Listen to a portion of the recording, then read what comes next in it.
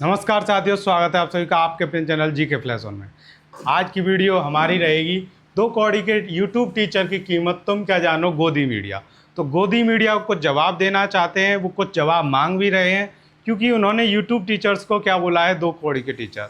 और इसमें आप सब जानते ही हैं किसने बोला है, तो मुझे बताने की भी ज़रूरत नहीं है क्यों उनका नाम लेकर मैं अपनी जीभ खराब करूँ।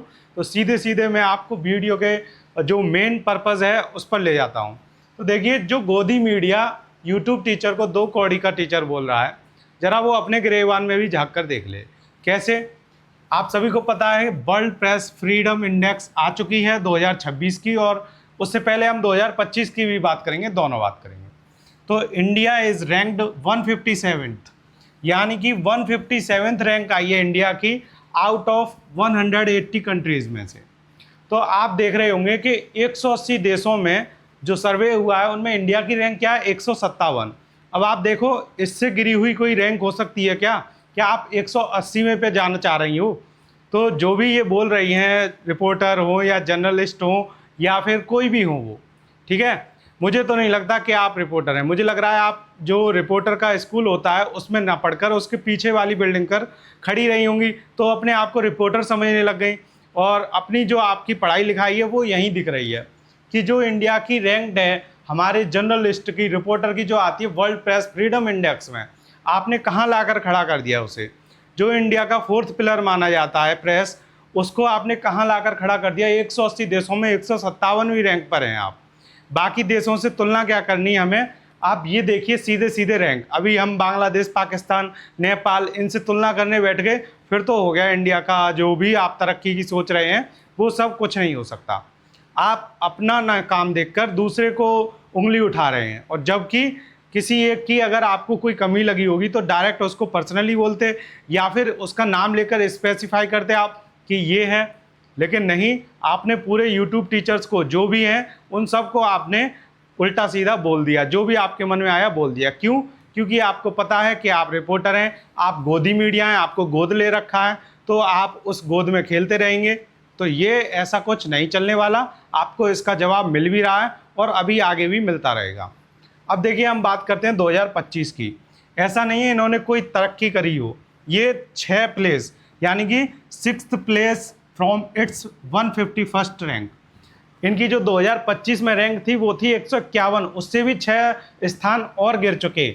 और कितना गिरोगे अभी आप? 157 के बाद जो 2027 है, क्या आपका उसका टारगेट 180 देशों में 180वां स्थान लाने का है? तो अगर आप अपना काम ठीक से नहीं कर पा रहे हो तो दूसरों के काम पर उंगली उठाना बंद करें। पहले अपने आप को सुधारें, उसके बाद दूसरों को बोलें। ये क्या कर रहे हैं? जैसे हमारे देश के प्रधानमंत्री सबसे कह रहे हैं विदेशों में ना घूमें और सीधे जाकर विदेश का दौरा करने लगते हैं।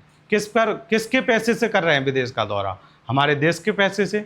तो यही काम अब रिपोर्टर ने भी शुरू कर दिया। जो उनके गोदी मीडिया के मालिक करेंगे वो गोदी मीडिया करेगा। कहेंगे कुछ, करेंगे कुछ, दूसरों पर उंगली उठाएंगे और खुद अपनी इंडेक्स को गिराते जाएंगे। ये सब कुछ छुपता नहीं है, सब दिख रहा है सबको।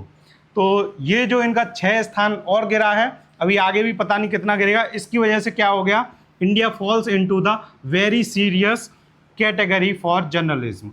तो जर्नलिज्म में इंडिया वेरी सीरियस कैटेगरी में गिर चुका है। तो आप देख रहे हैं कि ये है इनकी असलियत। अब इनकी थोड़ी असलियत और मैं बता दूं, जो मेन मैं ज़्यादा टाइम वेस्ट नहीं करूंगा, ना अपना और ना इन जैसों की वजह से आपका, ठीक है। तो सबसे पहले इन्होंने एक खबर फैलाई थी जब 2000 का नोट आया था कि इस 2000 के नोट में एक चिप है और आप उसको ज़मीन के कितने भी भीतर गाड़ दो और उस चिप से हम जीपीएस के अकॉर्डिंग ये जान पाएंगे कि ये जो नोट है वो कहाँ पर है, कहाँ गया आपका 2000 का नोट और कहाँ गई उसकी चिप। ये बिल्कुल झूठी खबर है। ये अपने आप को पत्रकार कहते हैं, दूसरों को 2 कौड़ी का बता रहे हैं और खुद 2 कौड़ी के लायक भी नहीं है, ठीक है। इन्होंने एक खबर अभी फैलाई है कि धर्मेंद्र जो अभिनेता थे उनकी मृत्यु हुई थी 10-15 दिन बाद, और इन्होंने वो जब हॉस्पिटल में एडमिट हुए थे तभी इन्होंने खबर फैला दी कि वो धर्मेंद्र की मृत्यु हो गई। तो बताइए, बिना किसी तथ्य के, बिना किसी प्रमाण के ये अफवाह फैलाने में लगे पड़े, क्योंकि इनके लिए कोई जिम्मेदारी नाम की चीज़ ही नहीं है। इनको गोदी मीडिया क्यों कहा गया है? क्योंकि इन्हें गोद ले रखा है। आप झूठ जितना बोल पाओ उतना बोलिए। तो ये वही काम कर रहे हैं, इनको यही सिखाया जाता है कि आप जितना झूठ बोलें, जितना वाहवाही करें वो करिए, ठीक है। बस आपका काम ये है, और आपको सच तो भूल कर भी किसी को नहीं बताना। अगर आपने सच बोल दिया तो आप इस गोदी मीडिया से बाहर कर दिए जाओगे, और जैसे ही आप बाहर हो गए फिर आपकी कोई औकात नहीं रहेगी। इस वजह से आप झूठ का साथ दे रहे हैं और सच बोलने से कतरा रहे हैं। तो इन्होंने ये कर दिया, कोई जिम्मेदारी नहीं और कोई माफ़ीनामा नहीं कि मैंने ये बोला है, मुझसे ये गलती हुई है, कुछ नहीं। ट्विटर पे ट्वीट करने के लिए आ जाते हैं, दूसरों को बुरा भला कहने के लिए। अपने आप की कभी एक भी बार आपने माफ़ीनामा डाला हो तो दिखा दीजिए कि ट्विटर पे मैंने एक गलत खबर चला दी कि धर्मेंद्र की मृत्यु नहीं हुई थी, फिर भी मैंने मृत्यु की झूठी खबर चला दी। तो इसके लिए आप कुछ नहीं करेंगे क्योंकि आप हैं गोदी मीडिया। ऐसी थोड़ी आपका नाम गोदी मीडिया पड़ गया। दूसरी बात देखिए, डॉलर के महंगाई बढ़ रही है, बढ़ने दो। सिलेंडर बढ़ रहा है, बढ़ने दो। पेट्रोल के रेट बढ़ रहे हैं, बढ़ने दो। वो सब छोड़िए।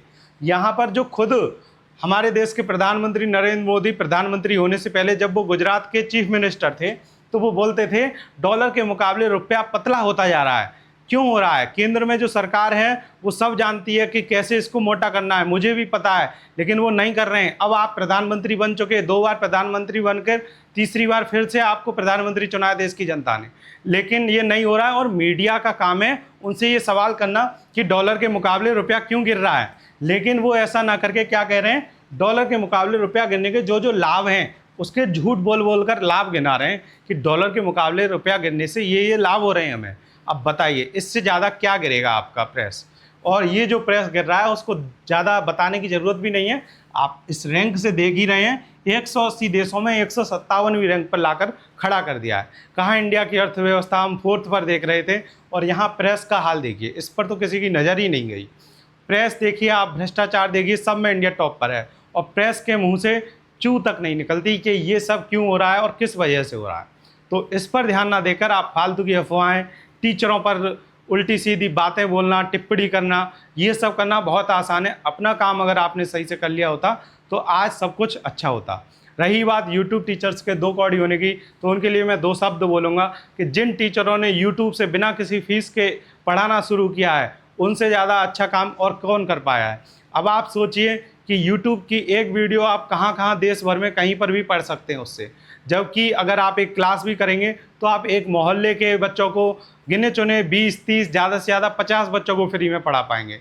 और अगर उनके लिए आप कोचिंग भी चलाना शुरू कर दिए तो क्या होगा, बाद में आपकी ही सरकार, कानून ये बोलने आ जाएंगे कि आप फ्री में पढ़ा रहे हैं तो ज़रूर आपके पास कुछ ना कुछ होगा, और कुछ नहीं भी है तब भी उनके लिए लाइसेंस बनाइए। यूट्यूब से आप देख सकते हैं कितने ज़्यादा बच्चों ने सिलेक्शन लिया है, पास हुए हैं, और अब जो इंडिया की शिक्षा व्यवस्था जो सरकार ने बिगाड़ रखी थी उसको सुधारने का जिम्मा यूट्यूबर्स, टीचर ने लिया है। लेकिन आप यहाँ क्या कर रहे हैं, अपनी प्रेस को बिल्कुल गिराते जा रहे हैं और खुद भी गिरते जा रहे हैं। एक बार अपने आप दिमाग से सोचिए कि आप इंडिया को कहाँ लेकर जा रहे हैं, इंडिया की प्रेस को कहाँ लेकर जा रहे हैं। जिस प्रेस को इंडिया का चौथा स्तंभ बोला गया है, क्या आप उस चौथे स्तंभ के लिए, अपने देश के लिए बिल्कुल भी जिम्मेदारी महसूस करते हैं, या फिर ये गोदी मीडिया शब्द आपको अच्छा लग गया है, इसी की तरह रहना चाह रहे हैं? तो चलिए, ज़्यादा आपका टाइम ना ख़राब करते हुए आज की वीडियो में इतना ही। मिलते हैं आपसे अगली वीडियो में, तब तक के लिए धन्यवाद।